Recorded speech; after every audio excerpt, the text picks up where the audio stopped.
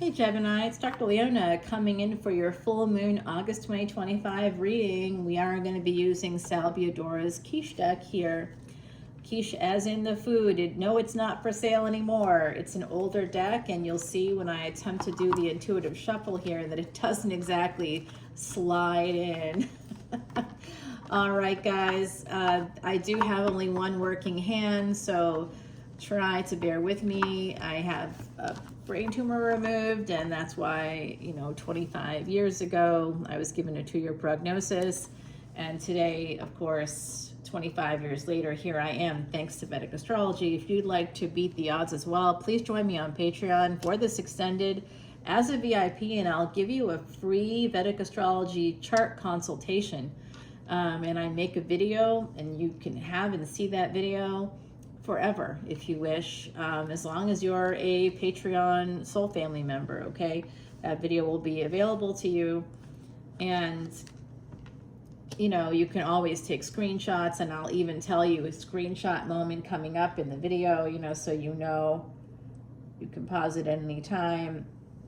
There's some written material. I do provide a lot of written material there, but I also do like a whole reading for you, and I give you explanations as if you're right there with me. All right, guys, I do see this energy, somebody coming in with sort of aggressive energy. Some of you might be traveling. It is summertime, and when you're on the road here or whenever you're traveling, you could end up meeting the one. Something's about to change. Some of you have been looking for this for a while. It's a person you might have been connected to before. I am seeing this energy of that High Priestess with the 2 of Cups. So this is a delayed relationship. That's why I think it's something that a person you already know. Some of you are the ones moving forward. Some of you also have military families, or someone in your family was in the military. If it's not you, it was a father or mother, or maybe both. You had an uncle who fought in World War II. Some of you, I see it, grandfather, uncle, maybe both again. Okay, I see this energy, like I said, the military energy coming up for me again. We've got Libra and Pisces so far for my gorgeous Gemini. So the World card, something's about to change here. There's a delay. Aha, oof, yikes. Okay, someone, the Death card, Scorpio. Okay, somebody did walk away from a situation. Oh, it's giving me chills. From a marriage. Okay, Gemini. Now, this reading is for all Gemini placements, but it's also wherever Gemini is in your chart. So I'm doing a live event on August 10th that will show you where the blockages are in your chart. I'll be calling up charts live, doing it live for you.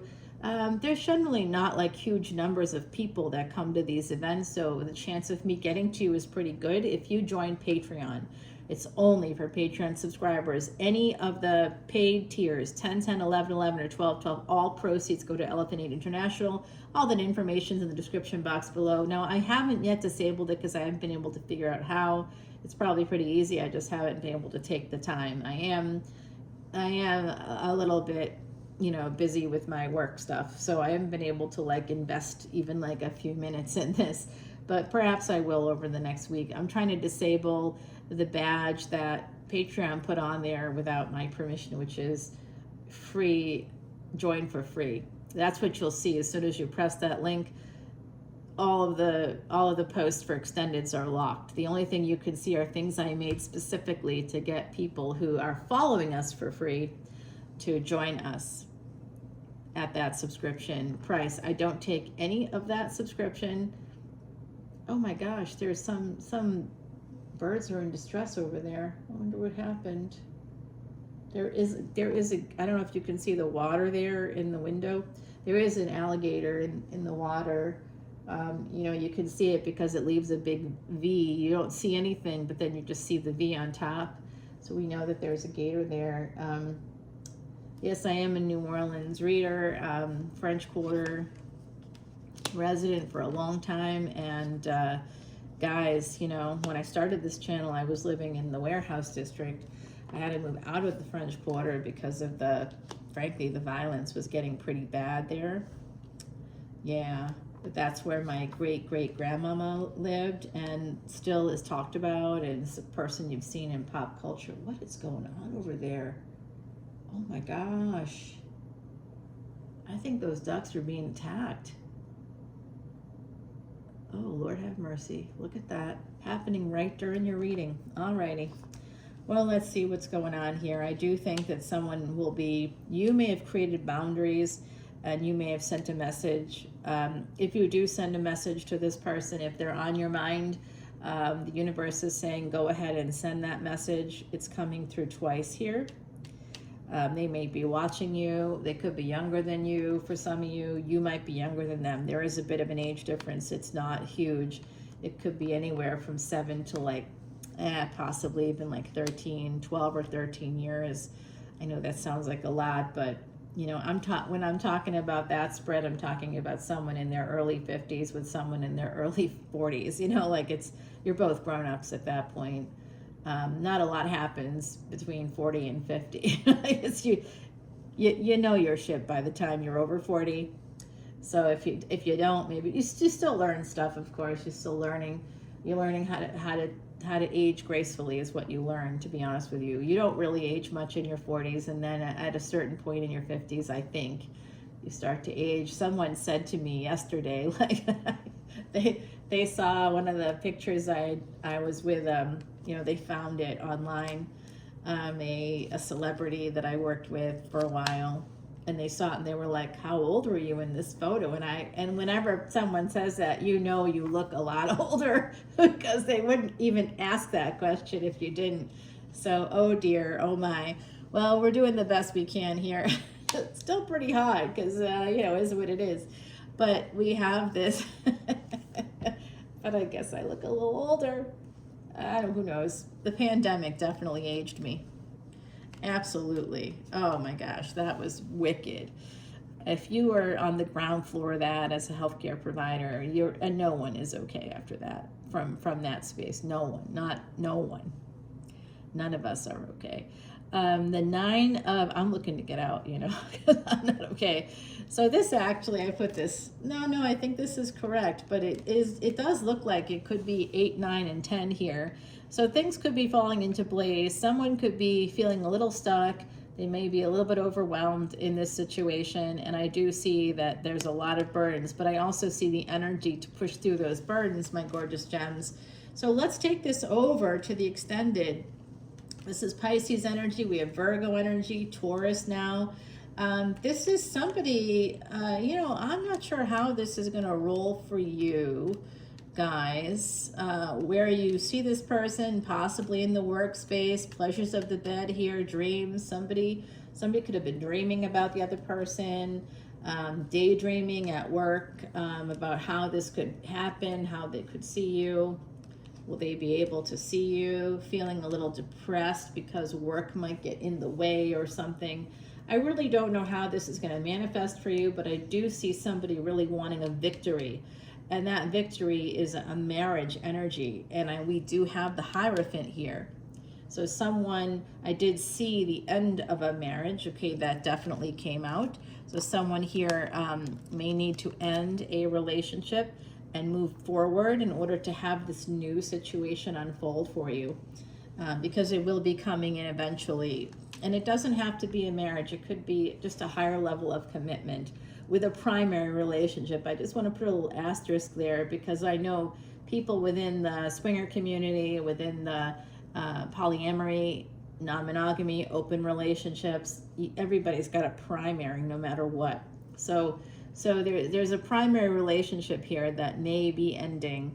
And I mean, I also see an energy of widow or widower for some folks here. So I'm just sending you love and light if that's happened for you. That was sort of the past energy. That was the flip side here of like this love. Somebody feels this tremendous love, but we have this energy of the death card underneath it. So there could have been some interruption within your family also after a divorce or separation here.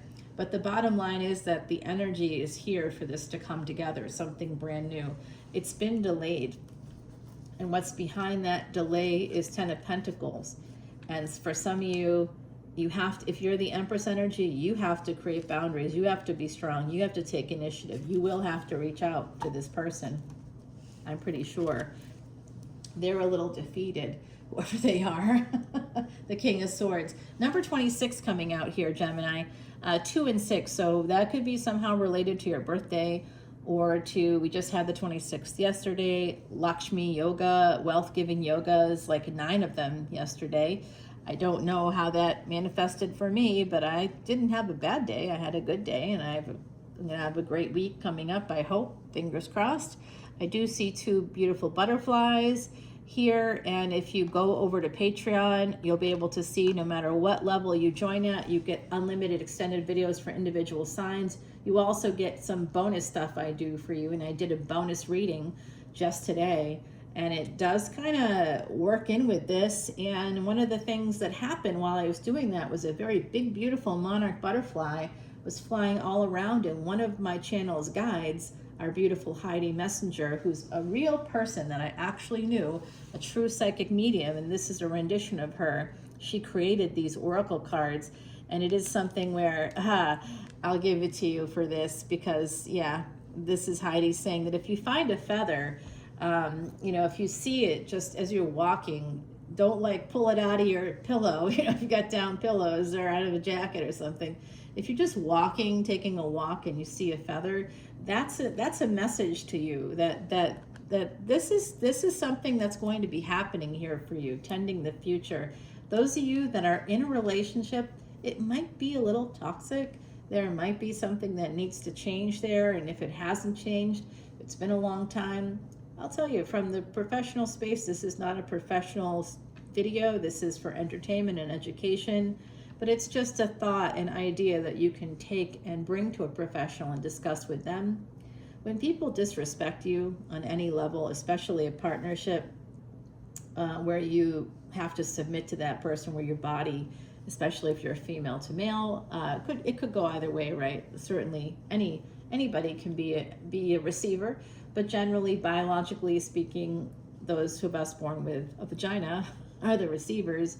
And so it's really difficult to like have that happen, or to allow that to happen. And every time you do with a person that's disrespected you, you're rewarding bad behavior. And so it kind of destroys the relationship. And a lot of times when we don't create good boundaries with people, when we don't let them know that that's like, disrespect is going to be met with an absolute hard boundary of no go. Love is unconditional, but relationships should be conditional. They should have a condition attached to it. If you know what the rules are for your relationship, and if someone goes outside of those rules for their own reasons, that's okay, because partners aren't prisoners. 1313, as I said, that there is a second chance here for somebody coming up for sure.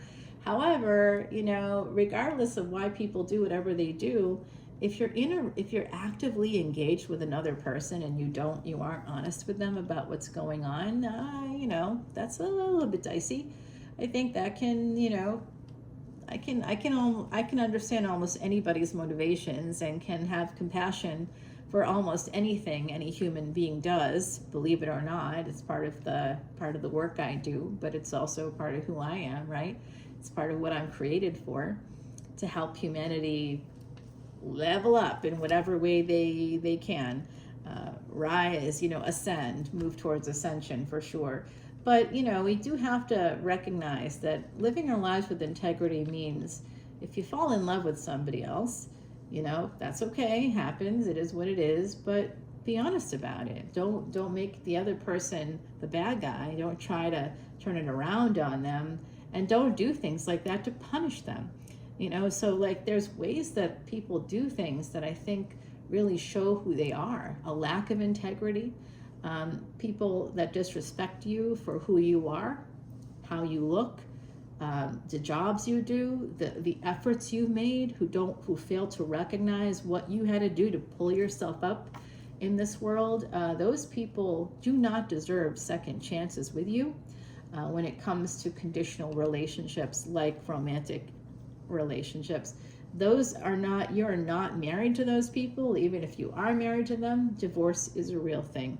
And when it comes to family members, unfortunately, we're sort of stuck with them, but you can detach, you can distance yourself. I don't recommend no contact. I think that, you know, pushing people out with family that's like one of the ties that bind.